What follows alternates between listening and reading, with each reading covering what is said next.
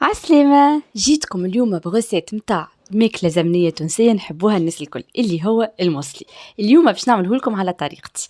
أول حاجة ناخد الدجاج متاعي نفوحه بشوية زيت ونحط برشا زيت، بصلة صغيرة مقصوصة جويدة، واللفاح متاعي اللي هو ملح فلفل كحل، شوية كركم، مغرفة صغيرة تبل وكروية، وثلاثة فصوص ثوم. بالنسبة لثلاثة فصوص الثوم والتبل والكروية نحط منهم شوية لمبعديك. نفوح الدجاج ونحطه يرقد في اللفاح متاعه ساعة. بعديك نحطه على الغاز نتشتشو شويه كي يخولي لون من الشرتين، وانا نحط فوقه ماء سخون، ما يغلي سورتو جانسيست على الماء يغلي. نحطو يطيب كي يبدا الدجاج نتاعي يطيب، وانا نخلط عليه فصوص البطاطا وكيف كيف نغطيهم ونحطهم يطيبوا.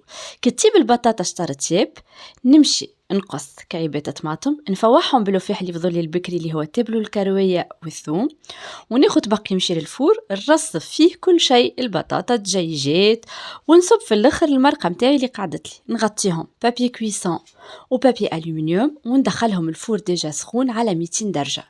نجمرهم شويه من الفوق كتب الطماطم، وبيان سور بعديك رشه البصل والمعدنوس، وصحه وبالشفاء.